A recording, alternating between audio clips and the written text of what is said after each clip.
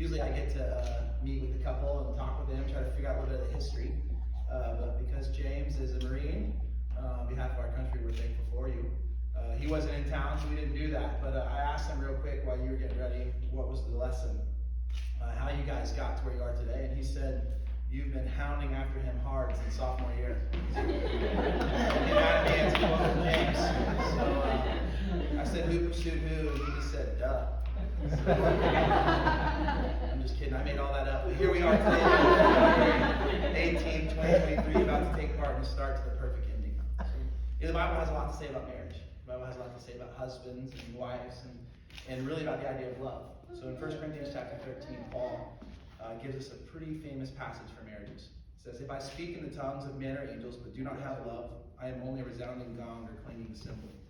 If I have the gift of prophecy and can fathom all mysteries and all knowledge, and if I have a faith that can move mountains, but do not have love, I am nothing.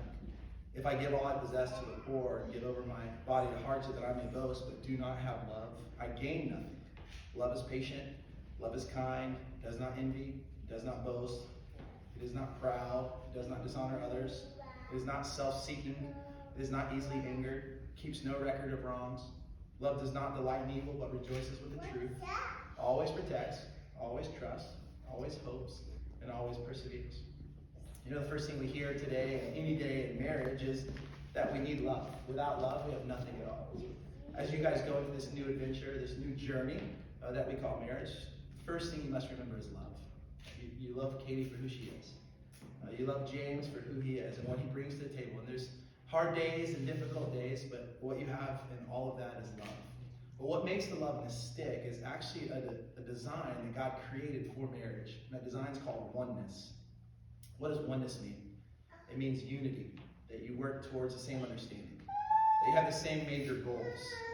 It's a lot like a pair of scissors. If you separate the two, you kind of got two dull knives. But if you put them together, they work in harmony. They work in oneness. It's diversity. James, you bring gifts to the marriage that Katie doesn't bring.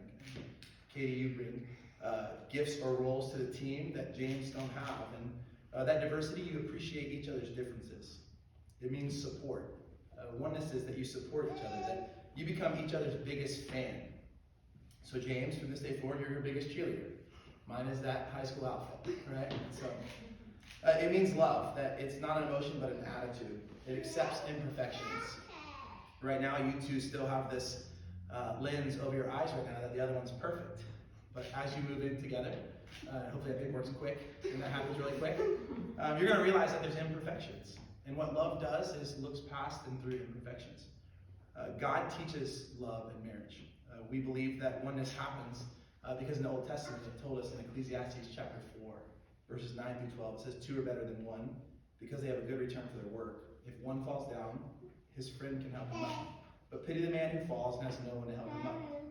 Also, if 2 lie down together, they'll keep warm, but how can they keep warm alone? Though one may be overpowered, 2 can defend themselves. Then it says a cord of 3 strands is not quickly broken. Right? So I know what high school y'all went to. I know the math program there. I know it might not be the best in Broward County, but I also know that 1 + 1 = 2. We know that all day long, right? 1 + 1 = 2. It's simple. Even Marines know that, right? But here's the idea. There's a benefit of 1 + 1. That's what this verse is talking about. There's a benefit. When you work on something heavy and someone's there to help you lift, you need to divide the weight, right? If you have hard chores or hard tasks and there's 2 of you, it's less work for each person.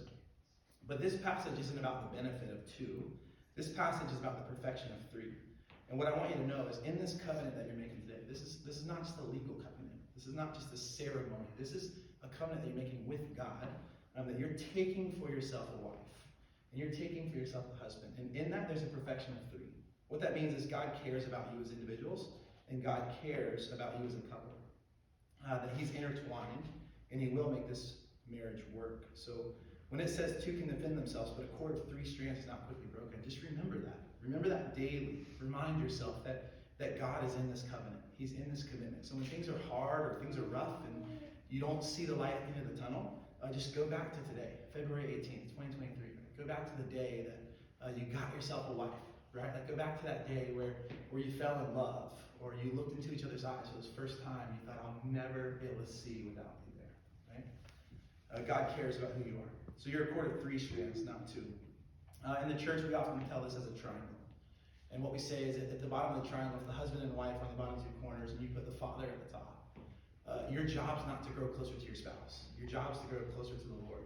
And as you work your way to try to be the husband that God designed for you to be, or the wife that God created you to be, as you work towards that, you actually get closer and closer the more you grow up the triangle. So just remember as things. This is who you are. All right? So now on to the vows. So Katie said you wrote yours, so you go ahead and give us yours.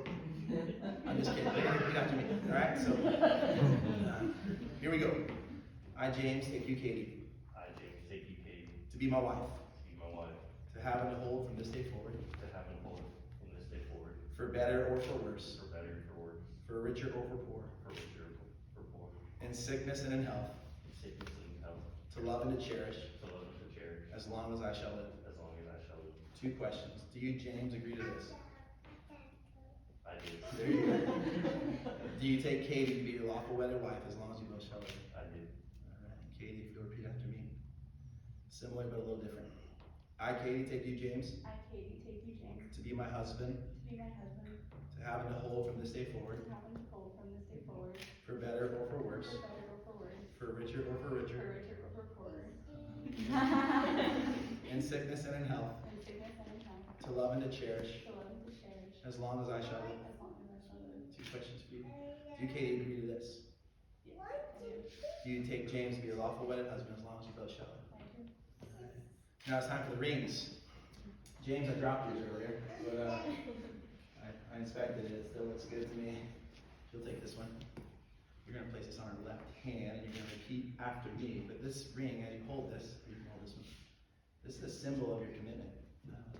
Daily, it's a reminder, right? Like soon your tan line will be there, or a little crevice, right? Or crease will be there, and callus will build up. Like all those things start to happen the more and more you wear it. But just remember, this ring is not for everyone else. This isn't to know that you're taken, right? I know everywhere you go, every lady's looking at your hand, right?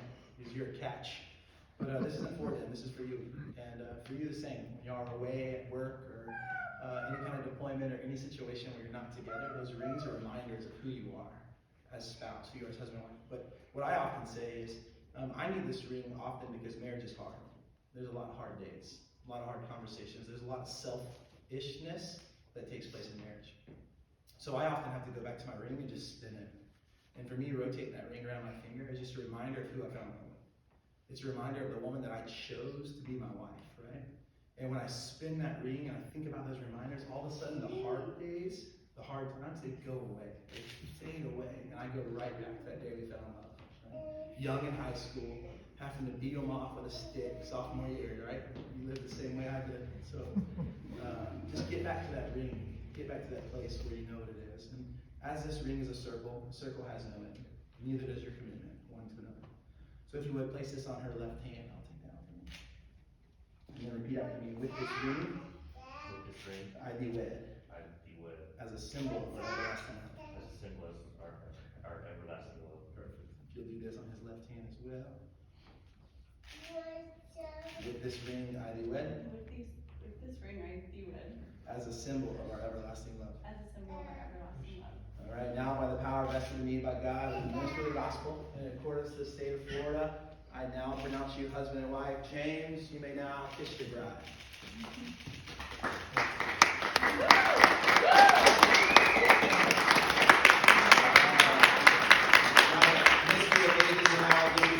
Two shall come as two, let them leave as one. Let what God put together, let no man separate. Is with my great joy and honor, I get to introduce you for the very first time, Mr. and Mrs. James McGuire.